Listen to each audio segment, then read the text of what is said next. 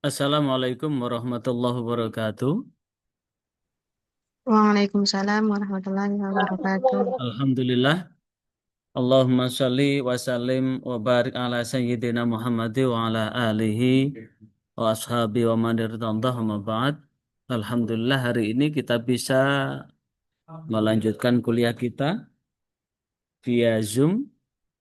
Sekali lagi kita bisa melanjutkan kuliah kita via Zoom karena ada acara tadi sehingga saya tidak bisa datang ke kampus untuk proses akademik di kampus dan hari ini eh, semuanya ya dibuka di LMS, lagi dibuka di LMS, nanti absen ya. Nah, sebelum itu mari kita awal dengan Ummul Quran Suratul Fatihah. Mudah-mudahan apa yang kita lakukan saat ini betul-betul menjadi interaksi keilmuan yang berkah.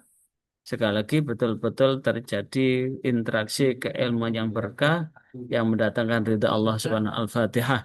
A'udzubillahi minasyaitonir rajim. Bismillahirrahmanirrahim.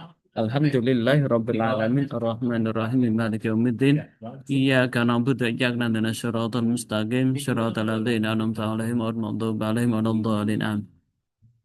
Selanjutnya sesuai dengan apa yang saya sampaikan kemarin, sekali lagi sesuai dengan apa yang saya sampaikan kemarin, eh Mbak Aza apa Mbak Jihan yang siap untuk menyampaikan hal seputar tentang materi yang akan kita bahas saat ini. Sekaligus Sama, Pak. dipersiapkan Kamis depan ya, siapa yang akan bahas tentang kodok puasa. Itu itu tafsir ahkam apa? Napa Tafsir Ahkam. ahkam? Kamis depan itu tafsir ahkam untuk mata kuliah tafsir ahkam kita bahas tentang kodok mengkodok puasa. Tetap pada Mm-mm. Al-Quran surah Al-Baqarah ayat 183, 184 dan 185. Surah Al-Baqarah ayat 184 dan 185. Fa'iddatum min ayyamin ukhar. Jadi tafsir tentang fa'iddatum min ayyamin ukhar, indikator klasifikasi mengkodok puasa itu dalam kategori apa begitu.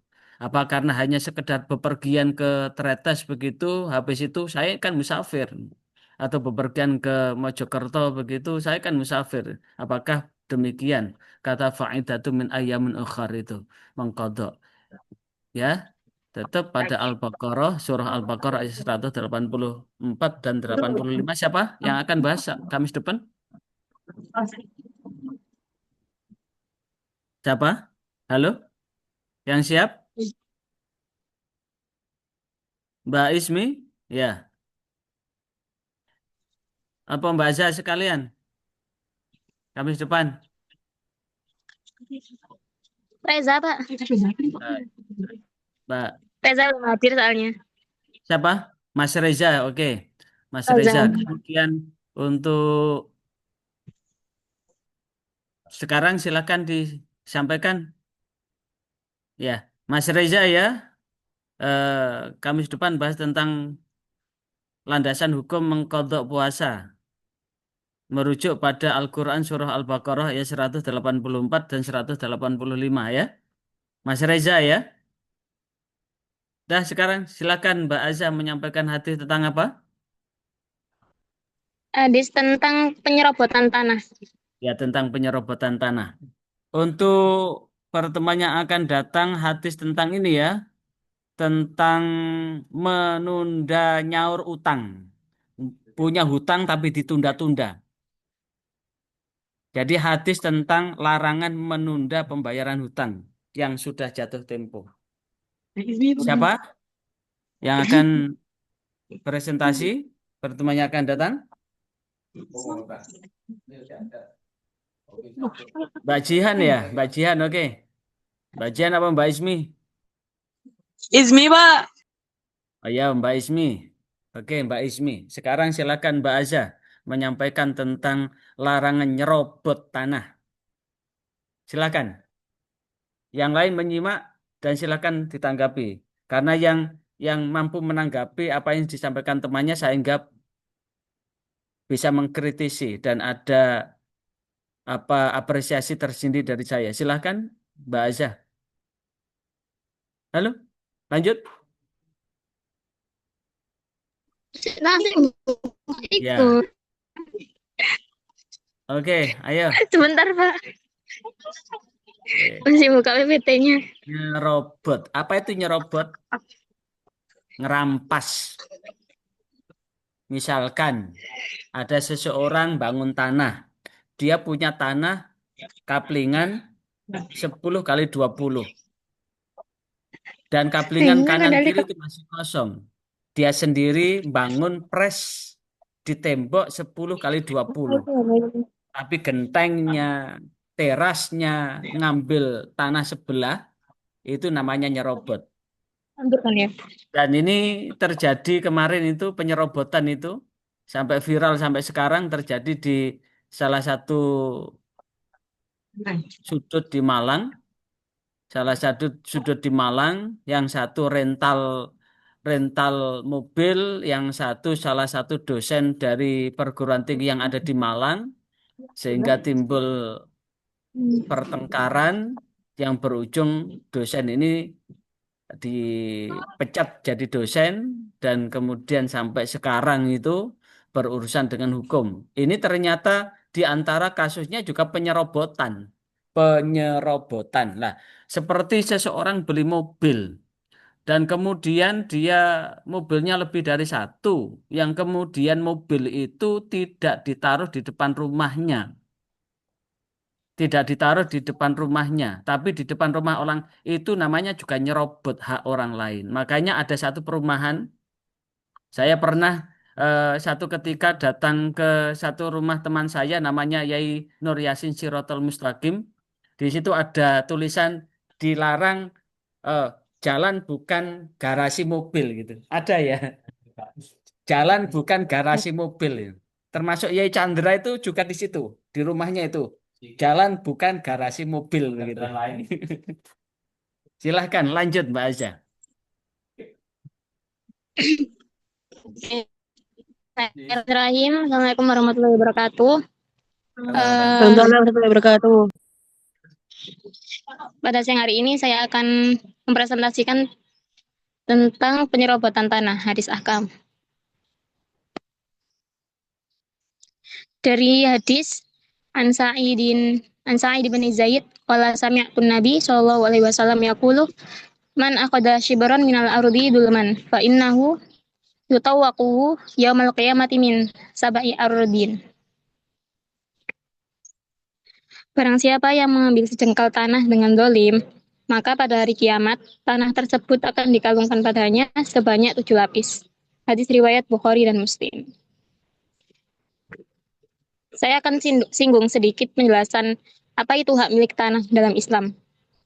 Nah, hak milik tanah dalam Islam itu kepemilikan mutlak adalah milik Allah Subhanahu wa taala. Manusia diberi hak sebagai khalifah pengelola untuk menguasai, mengelola, dan memanfaatkan tanah sesuai syariat. Hak kepemilikan tanah dapat diperoleh secara sah melalui jual beli warisan, hibah, bekerja atau berusaha, atau ihya al-mawat, menghidupkan tanah yang mati. Penggunaan hak milik harus memperhatikan kepentingan sosial dan tidak boleh merugikan orang lain. Hak bisa hilang jika tanah ditelantarkan atau tidak dimanfaatkan dalam jangka waktu tertentu. Dan kepunyaan Allah lah kerajaan langit dan bumi, dan kepada Allah kembali semua makhluk. Surat An-Nur ayat 42. Penyerobotan tanah dalam Islam merupakan tindakan menguasai, menduduki, atau beralih tanah milik orang lain secara zalim, atau melawan hukum. Hukum Islam melarang keras perbuatan penyerobotan tanah dan mengkategorikannya sebagai kezaliman besar dan dosa besar. Larangan ini didasarkan perlindungan harta, hifdzul mal, satu tujuan utama syariat al-Khoms. Man aqada minal ardi syai'an bi ghairi haqqi kusifa bihi yaumil qiyamati ila sabi arodin. Siapa saja yang mengambil tanah meski sedikit yang bukan haknya, niscaya ia dibenamkan pada hari kiamat ke dalam 7 lapisan bumi. Hadis riwayat Bukhari. Salim dari bapaknya radhiyallahu an menuturkan bahwa Rasulullah SAW bersabda, "Man akhadha minal ardi bi ghairi khusifa bihi yaumil qiyamati ila sabi ardin." Siapa yang mengambil tanah meski sedikit yang bukan haknya, niscaya ia dibenamkan pada hari kiamat ke dalam 7 lapis bumi. Sabda Rasulullah SAW, "Man dzalama minal ardi" bermakna man akhadha minal ardi bi ghairi haqqihi. Tanah yang diambil atau dikuasai tanpa dibenarkan oleh syariat. Artinya, seberapapun luas tanah yang diambil atau dikuasai tanpa dibenarkan oleh syariat, dalam hal ini berlaku mafhum muwafaqah min bab al-aula atau secara istilah pemahaman yang sejalan dari pintu yang lebih utama. Jika sejengkal saja demikian, apalagi lebih dari itu, maka di sini kita dapat menyimpulkan jika kita mengambil sejengkal saja tanah secara dolim, maka Allah akan membenamkan pada hari kiamat ke dalam 7 lapis bumi, apalagi lebih dari itu. Hadis tadi memberikan beberapa pelajaran dan hukum. Pertama, haram menguasai tanah milik pihak lain, baik milik individu, milik umum, atau milik negara secara dolim, yakni secara tidak dibenarkan oleh syariat, berapapun luasnya. Meski hadis di atas dinyatakan dengan redaksi berita, tetapi bermakna larangan atau tuntutan untuk meninggalkan. Tolab at-tarki. Ini karena redaksi berita yang disertai atau dikaitkan dengan ancaman maknanya adalah larangan. Pelakunya dibenamkan di 7 lapis bumi pada hari kiamat menjadi qarinah bahwa larangan itu bersifat tegas. Jadi hukum menguasai tanah pihak lain secara ilegal adalah haram. Kedua, pelakunya diancam siksaan sangat keras, yaitu dibenamkan atau dibebani dengan 7 lapisan bumi. Oleh karena itu, menurut Imam Al-Qurtubi, hal itu termasuk dosa besar. Abu Malik Al-As'ari menuturkan Rasulullah SAW bersabda, "A'damul ghululu indallah yaumil qiyamah dira ardi yasrikuhu rajulun fayatawaqa'u min sabai arodin." Gulul yang paling besar di sisi Allah pada hari kiamat adalah sehasta tanah yang dicuri seorang laki-laki, lalu ia dibebani dengan 7 lapis bumi. Hadis riwayat Ibnu Abi Syaibah dengan sanad hasan.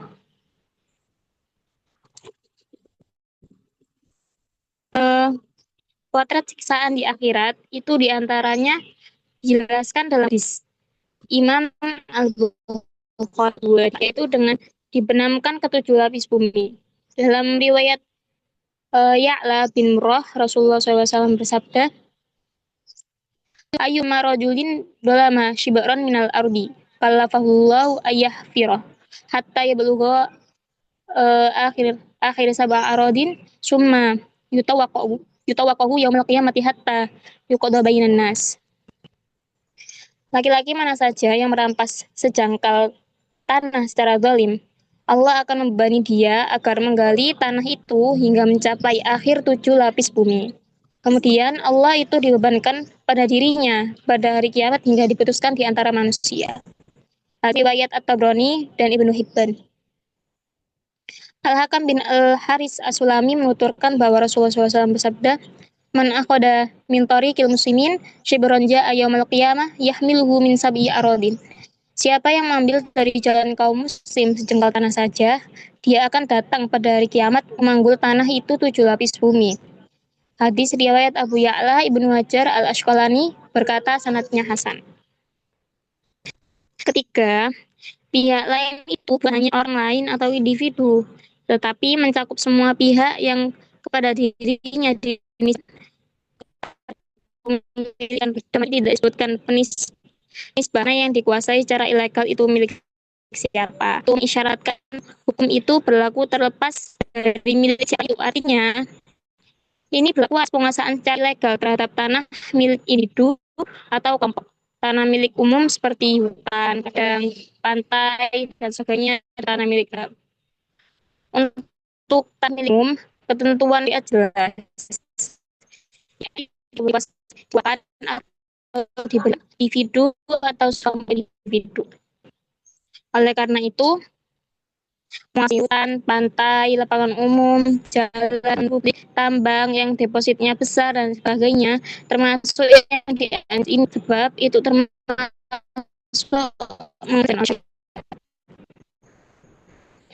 para ulama hadis ini juga mengisyaratkan bahwa siapa saja yang memiliki tanah itu mencakup permukaan dan ke bawahnya. Ia berhak melarang siapapun menggali di bawah permukaan tanahnya itu tanpa kerelaannya.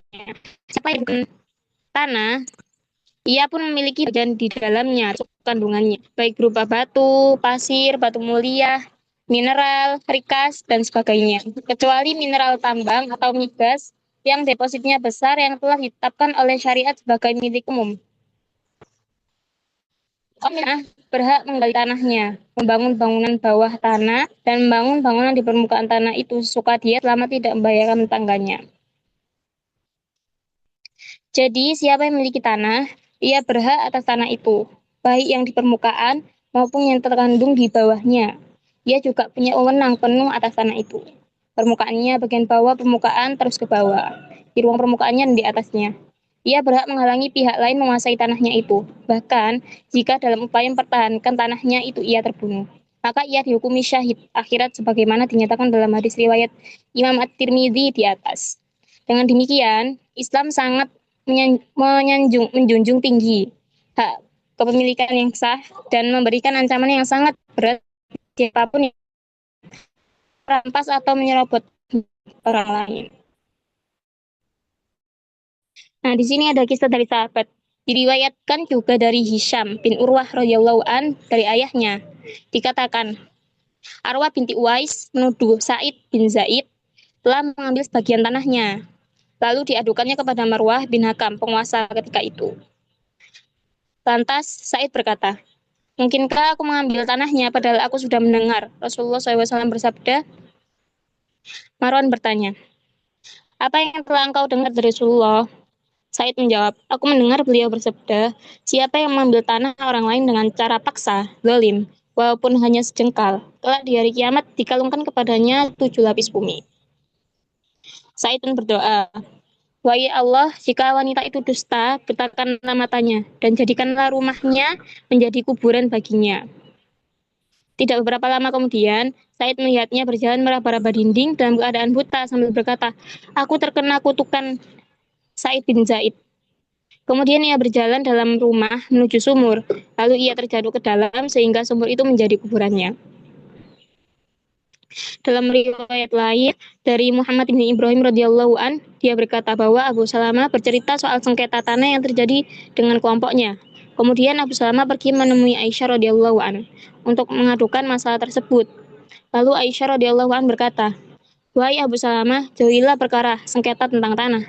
Sebab Rasulullah SAW pernah bersabda, siapa yang merampas sejengkal tanah, maka Allah mengalungkannya dengan 7 lapis bumi di hari kiamat. Hadis riwayat Muslim. Kesimpulannya, merampas tanah orang lain tanpa izin syariat adalah kejahatan, kezaliman, dan dosa besar. Dosa ini menjadi jauh lebih besar jika yang dirampas adalah tanah milik umum, milik semua rakyat. Membantu atau memuluskan perampasan tanah secara tidak sah termasuk menyerahkan aset publik seperti tambang atau hutan kepada pihak swasta apalagi asing sama saja dengan mendukung kejahatan dan dosa besar. Dan pelakunya akan menanggung pertanggungjawaban yang sangat berat di hadapan Allah Subhanahu wa taala.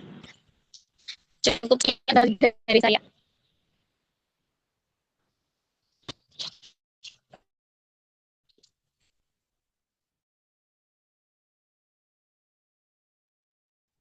Ya, masih? Ya, lanjut. Ayo lanjut. Kenapa Mbak Jihan? Mbak Jihan, Kamis depan ya. Oke, lanjut Mbak Azza. Apa? Ini nutup itu, Sudah dibuka dulu. selesai. Ya, ya. Masih, sudah. Sudah, Pak. Udah. Silakan temannya menanggapi. Setiap yang bisa mengkritisi akan saya kasih apresiasi. Saya Saya, ini Pak. sekaligus buka sia ini. Silakan siapa yang mau menanggapi? Saya. Ya, silakan. eh Tentang merampas hak tanah ya, Pak ya. Ya. Jadi pernah kan ini Pak, kemarin kan ada peristiwa yang ramai, yakni Pondok Pesantren Al Ghazini yang runtuh kemarin Pak. Mm-mm. Nah, itu kan sempat disinggung oleh beberapa konten kreator juga. Mm. Nah, bahwasanya bangunan bagian depan itu kan dia kan tingkat Pak, tapi tingkat kedua atau ketiganya itu dia lebarnya itu sampai menutupi jalan umum depannya itu loh Pak. Ya. Jadi melebar intinya dia itu semakin lebar dan semakin menutupi jalan utama depannya. Nah, itu bagaimana kita sebagai seorang muslim juga dan alumni pondok menanggapi hal tersebut seperti mungkin maksud saya bagaimana kita sebagai seorang muslim dan juga anak anak pesantren menanggapi hal tersebut.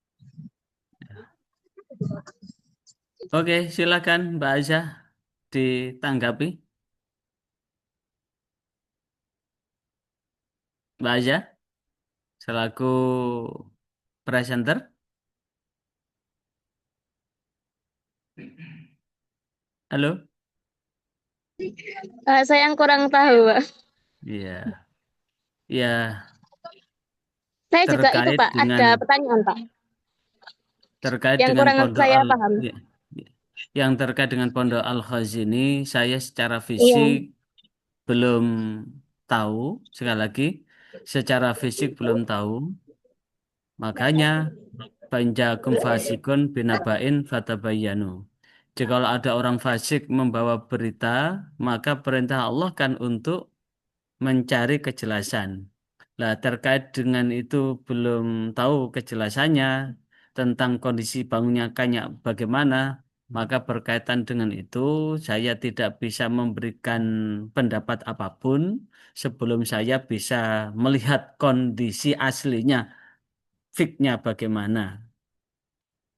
Dan kalau kita lihat secara umum, ya, sekali lagi kalau kita lihat secara umum bahwa pondok pesantren itu sebagian besar bangunannya adalah dibangun sendiri.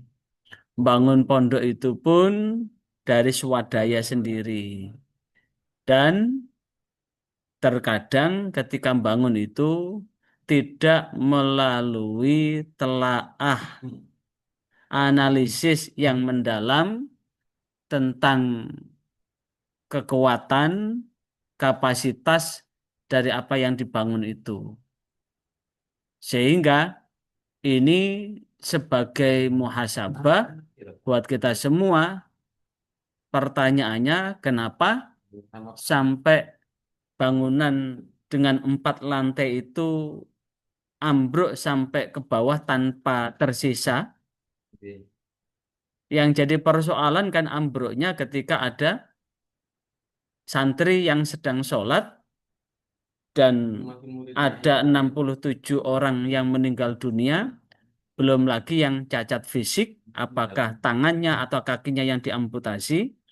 Ini sebagai sebuah musibah, sekali lagi sebagai buah musibah, sebagai sebuah musibah yang patut untuk menjadi renungan bersama, muhasabah bersama. Nah, terkait dengan prinsip di pesantren itu, Kiai kan tidak pernah menolak santri dalam wujud dan latar belakang apapun kan. Jadi yang diingini oleh kiai itu adalah ingin mencerdaskan kehidupan bangsa sebagaimana amanat Undang-Undang Dasar Negara Republik Indonesia tahun 1945. Di pembukaan itu mencerdaskan kehidupan bangsa dan turut serta menciptakan perdamaian dunia yang abadi. Itu merupakan cita-cita luhur dari bangsa ini. Lah, kiai ini dalam rangka mencerdaskan kehidupan bangsa, tidak pernah nolak santri. Sekali lagi, dalam latar belakang apapun, apakah kaya atau miskin, nurut atau nakal, tidak pernah nolak santri. Semuanya ditampung. Nah, makanya kalau kemudian gasap, pencurian di pesantren itu kan seakan-akan menjadi sesuatu yang umum kan? Gimana, Mbak Jihan? Mbak Jihan mondok kan? Iya, Pak. Alumni. Mondok, mondok berapa tahun? 7 tahun, Pak. 7 tahun. Itu kan eh, kisah kasus pencurian itu kan sering terjadi kan? Iya, Pak. Ya, kasus pencurian itu sering amat terjadi dan itu menghapus itu susah banget kecuali begini, udah santri ndak usah bawa uang, langsung pakai kartu aja.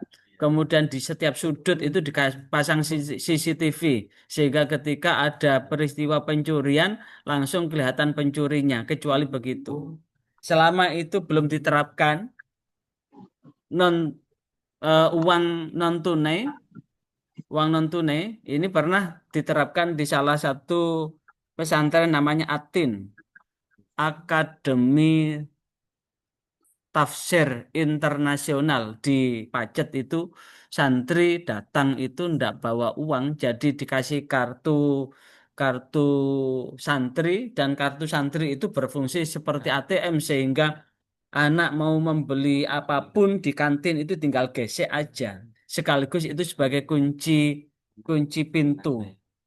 Dan setiap kamar itu dipasang CCTV sehingga bisa meminimalkan peristiwa pencurian. Lah, terkait dengan itu, kita kembali pada substansinya bahwa kiai itu tidak pernah menolak santri untuk ingin belajar dari latar belakang apapun. Lah, terkait dengan itu ada yang menggunakan prinsip begini, membangun itu ibarat biar burungnya datang dulu baru dibuatkan sangkar. Artinya santri datang dulu baru dibuatkan tempat santri. Nah, inilah yang kemudian kadang-kadang kan kamarnya kan geser-geser ya, Mbak Jihan. Pindah-pindah kan.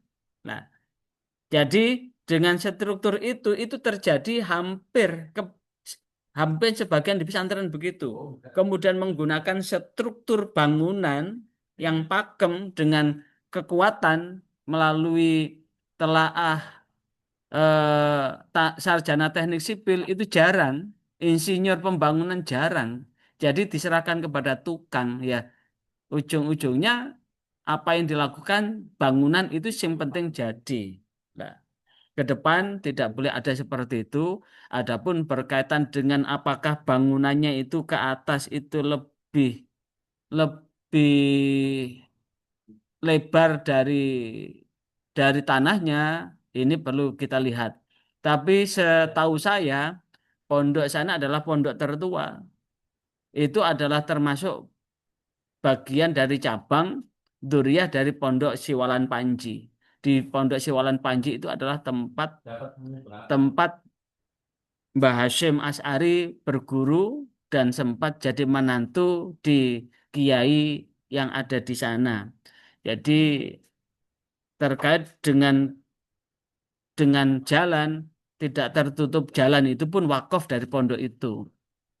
Kalau itu jalan yang dibuat dari pondok, maka apa yang dilakukan oleh pesantren tidak berdosa, tidak nyerobot, karena jalan itu pun jalan yang dimiliki oleh pesantren begitu Mbak Jihan. Jadi kalaupun toh bangunannya bukan bukan semakin ke atas semakin mengecil, tapi semakin ke atas semakin melebar. Seperti apa? Seperti manusia. Manusia itu kan kakinya hanya dua kecil kan. Semakin ke atas ada perut. Apalagi perutnya semakin lama semakin membesar kayak manusia. Jadi antara kaki dengan tubuhnya tidak seimbang. Nah, kalau kakinya keselio, jatuhnya lebih lebih sakit gitu. Jadi untuk postulat, apa itu postulat?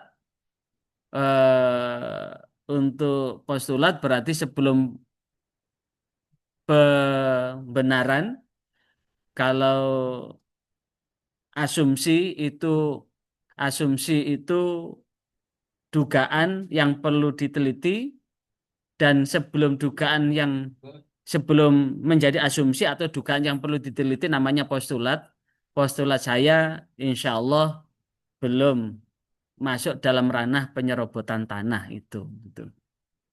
Jadi menurut postulat saya dari historisitas yang ada tidak sampai ke tingkat penyerobotan tanah. Apakah kemudian di bangunannya yang jelas itu bagian dari musibah gitu. Yang lain barangkali ada yang mau menanggapi terhadap apa yang disampaikan oleh Mbak Azza? Halo, silahkan, silahkan. Ada yang mau menanggapi lagi?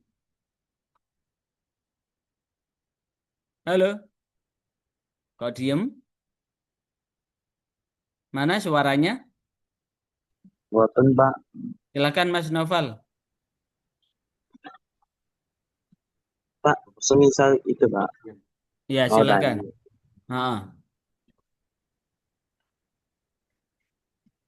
Ha, Itu Pak, ya. semisal kita Pak ya, rumah kita Ha. itu berdempetan dengan tetangga, berdempetan dengan tetangga. Kemudian ada salah satu atapnya itu atapnya itu masuk ke daerah wilayahnya tetangga. Itu gimana Pak? Itu yang jelas orang itu berdosa, namanya termasuk nyerobot itu. Jadi dia sudah bangun, sekali lagi dia sudah bangun, dipreskan tanah, tapi kemudian dia bikin teras, dan teras itu masuk ke halaman orang, tanah orang itu termasuk nyerobot itu. Kalau kemudian yang memiliki tanah tidak ridho, tidak rela, dia berdosa dia.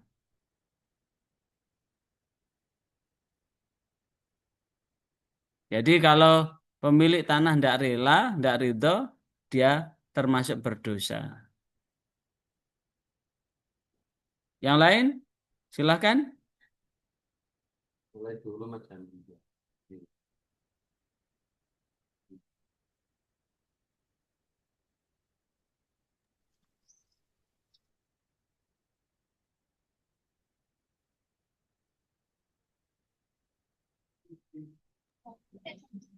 Sampun, Pak. Ya. Eh, berbicara tentang penyerobotan tanah, sekali lagi nyerobot tanah itu adalah menggunakan tanah yang bukan miliknya digunakan untuk kepentingan dirinya itu namanya menyerobot. Lah, penyerobotan ini sampai kapanpun tidak pernah dibenarkan. Sekali lagi, penyerobotan ini sampai kapanpun tidak pernah dibenarkan. Dalam alasan apapun, mengambil tanah untuk diserobot walau hanya sejengkal, kan jelas sekali kan? Sekali lagi, sangat jelas sekali kalau kita kembali ke sini ya, hadisnya ya. Ini hadisnya ya. Sangat jelas sekali. Dan ngeri banget ini. Sekali ngeri banget ini hadisnya ini.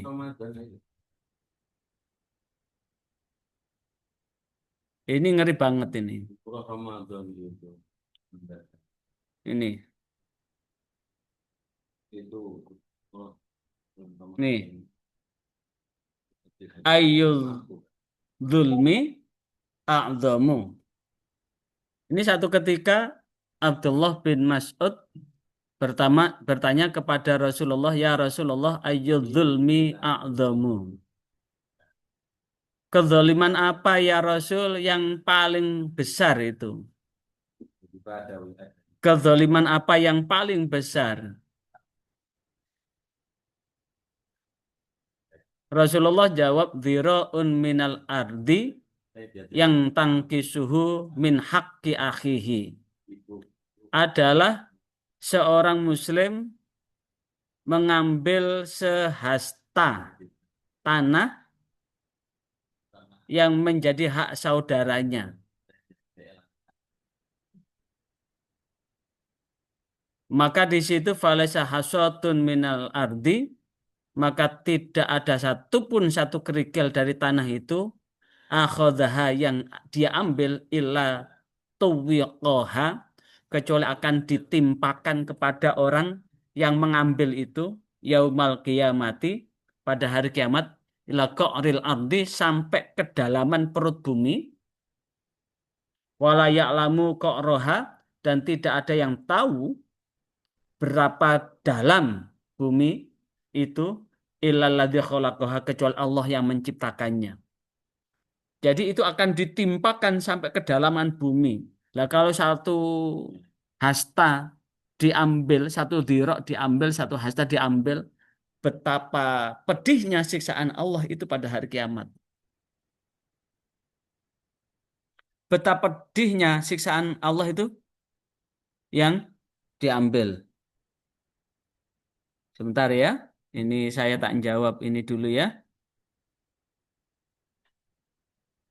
Bentar, jadi saya lanjutkan ya. Saya lanjutkan lagi. Mana ini mana? Nah, selanjutnya, ya Rasulullah, ayyudzulmi azlamu. Ya Rasulullah, kezaliman apa yang paling zalim? Jawabannya juga tetap dzira'un minal ardi yang tangkisuhal mar'ul muslimu min haqqi akhihi. Adalah menyerobot sejengkal tanah, sehasta tanah, sedirok tanah dari seorang muslim yang itu merupakan hak saudaranya muslim, termasuk tidak satu pun falaisa hasatum minal ardi ya'khuduha, tidak satu pun satu kerikil dari bumi ini yang dia ambil, ila tuwiqa yaumal qiyamah, kecuali akan ditimpakan pada hari kiamat, ila qa'ril ardi, sampai kedalaman bumi ini, wala yamqa'roha, dan tidak ada satupun yang tahu betapa dalamnya bumi itu, illallah azza wa jalla, kecuali Allah azza wa jalla alladzi khalaqaha, yang menciptakan bumi itu. Yang lain, a'dzamul ghululi indallah, a'dzamul ghululi indallah, sebesar-besarnya pengkhianatan indallah, di sisi Allah.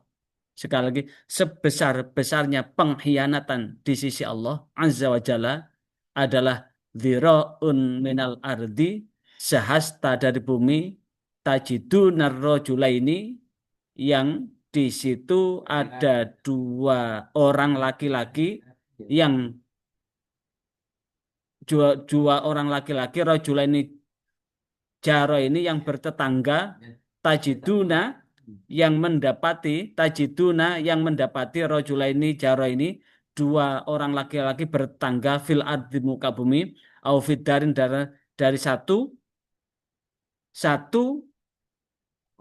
tempat tinggal, fayak tati'u ahaduma, kemudian mengambil salah satu di antara dua orang yang bertetangga itu, min hadzi sahibihi, dari bagian temannya, dzira'an sehasta, fa idza tata'ahu, dan jikalau dia telah mengambilnya, tuwiqa, maka akan dihimpitkan, min sabi arodin, 7 lapis bumi ila yaumil kiamah, sampai hari kiamat.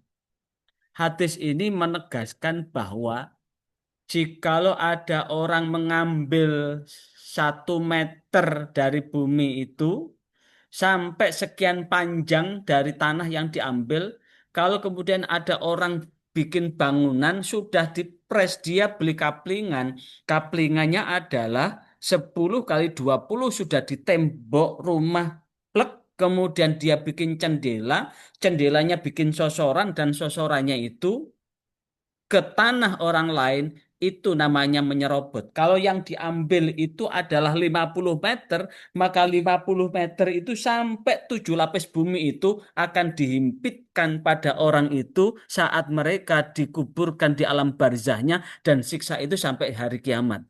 Sekali lagi, siksa itu sampai hari kiamat. Sementara pada hari kiamat itu akan dibenamkan sampai kedalaman bumi itu dan tidak ada yang tahu betapa dalamnya bumi yang diambil itu.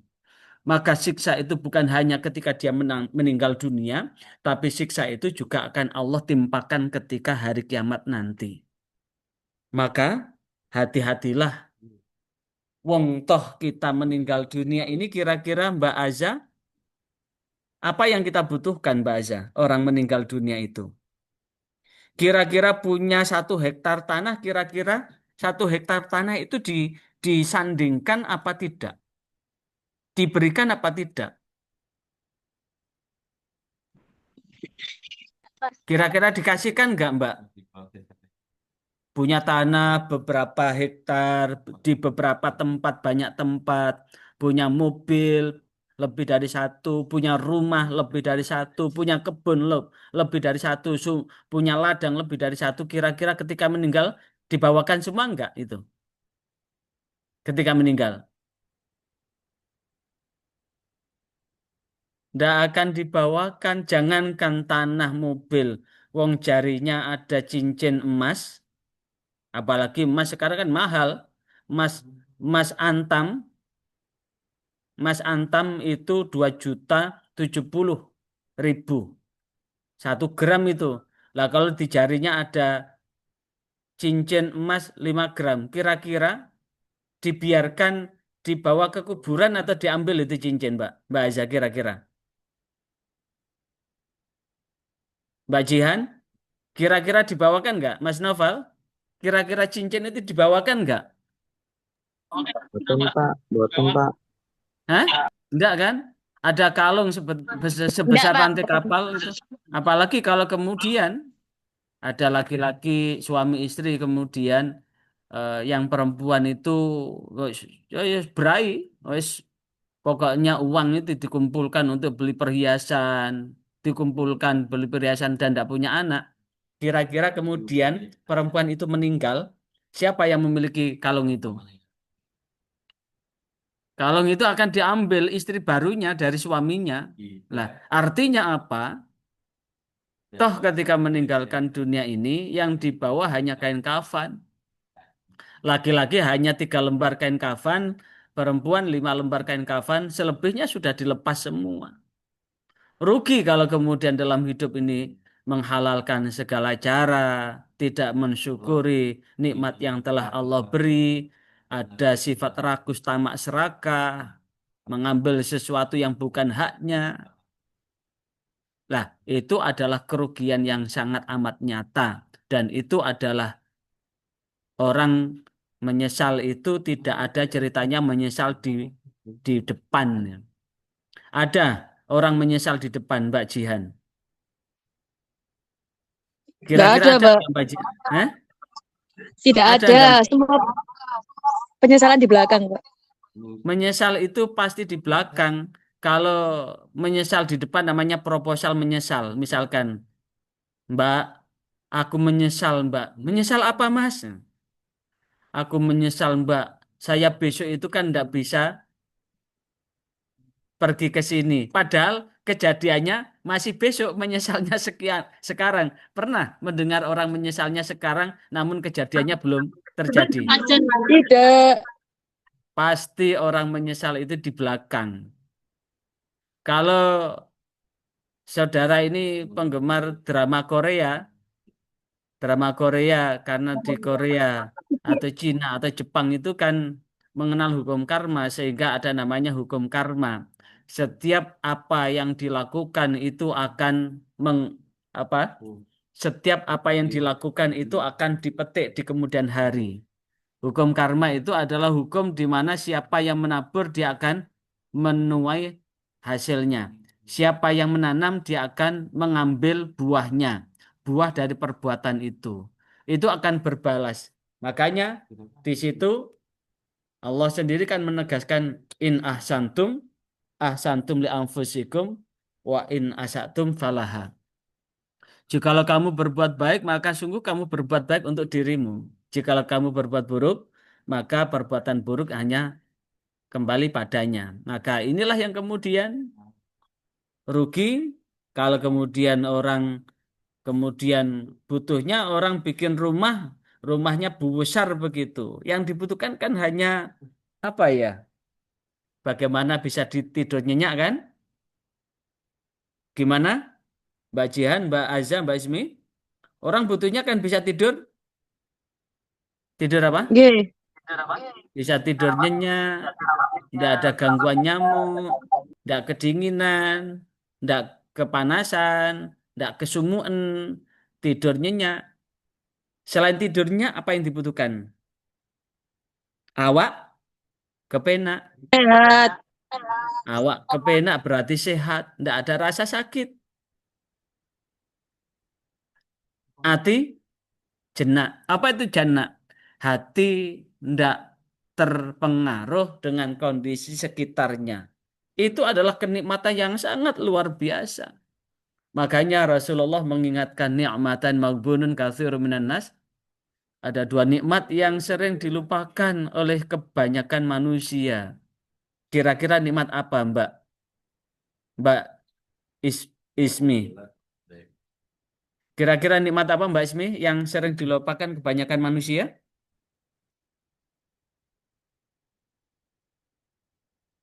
Halo? Mbak Ismi? Mbak Aza? Mbak Jihan? Bernafas, Pak. Kira-kira nikmat apa yang sering dilupakan oleh manusia? Coba lanjutkan hadis tadi. Nikmatani maghbunun katsirun minan nas.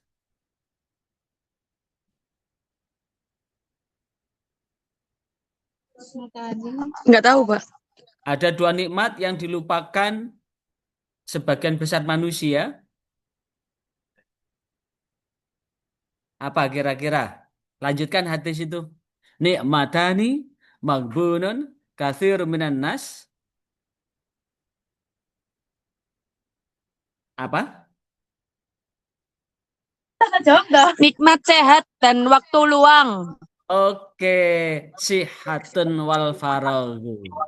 Sihatun wal faragun. Nilai tambahan, Pak. Nikmat sehat dan nikmat waktu luang. Nah, nikmat sehat dan waktu luang itulah yang kemudian nikmat yang sering dilupakan manusia. Manusia baru terasa bahwa sehat itu nikmat setelah apa? Kira-kira.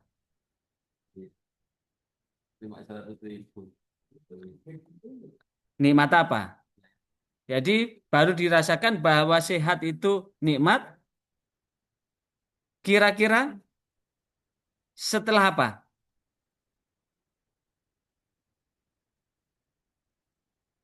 Setelah apa, Mbak? Baru terasa nikmat setelah sakit. Tahu, ini saya ini baru kena sakit gigi, Mbak. Baru kena sakit gigi, padahal gigi jumlahnya secara normal gigi dewasa itu berapa? 32, Mbak. Karena saya sudah lolita, lolos 50 tahun, gigi dewasa di belakang sudah habis, ini berarti belakang 4 gigi, kanan 2, atas 1 atas bawah, kiri 2, 1 atas bawah, habis sudah merambat ke geraham. Satu tok aja lubang sakitnya Masya Allah berhari-hari nggak selesai-selesai. Padahal yang sakit itu gigi. Yang sakit itu gigi. Makanya katanya Yai Chandra itu nikmat yang sering dilupakan itu nikmat sehat. Nah, lah sehat itu nikmat yang luar biasa, namun manusia sering sering dilupakan gitu. Jadi eh, katanya Yai Chandra antara sakit hati dengan sakit gigi, sakit di gendak orang dengan sakit gigi itu ternyata kata Yai Chandra lebih sakit sakit gigi. Ya, itu. Jadi itulah jikalau ada orang yang sampai menyerobot tanah yang berhimpitan, lah ini perlu diketahui. Lebih baik ngalah, wong toh ketika meninggal tidak akan dibawa kok. Kita hanya butuh berapa ya? 50 sentimeter kali tinggi tinggi badan kita kan? Makanya ketika kita meninggal ada orang yang hidup itu kan bawa bawa galar itu. Galar 2 galar itu untuk mengukur ketinggian kita dan itu nanti akan digunakan untuk tanah yang akan menjadi liang kubur kita kali 50 meter. Hanya itu kita butuhkan. Kalaupun toh kita tidur ya butuh kita bagaimana tidur dengan nyenyak. Sehingga apa yang ada tidak perlu kemudian mengambil tanah tetangga walau hanya sekedar untuk tambahan sosoran rumah atau hanya tambahan untuk pagar, toh itu nanti jikalau ada batu, batu akan ditimpakan sampai kedalaman bumi. Kalaupun toh itu berupa tanah, tanah itu akan dihimpitkan sampai 7 lapis bumi dan itu sampai hari kiamat. Naudzubillah tsumma naudzubillah. Mudah-mudahan dengan sedikit ini cukup ya? Cukup. Cukup ya? Gimana? Ya Chandra cukup? Mas Cukup. Alvan? Cukup. Oke. Ya, cukup. Sekian. Mari kita tutup dengan surah Al-Asr. Bismillahirrahmanirrahim. Wal asri innal insana lafi khusrin illa alladzina amanu wa amilus solihati wa tawassaw bil haqqi wa tawassaw bis sabr. Subhanakallahumma wa bihamdika asyhadu an la ilaha illa anta Ila astaghfiruka anta wa atubu ilaik. astaghfiruka wa atubu ilaik. Assalamualaikum warahmatullahi wabarakatuh. Waalaikumsalam warahmatullahi wabarakatuh.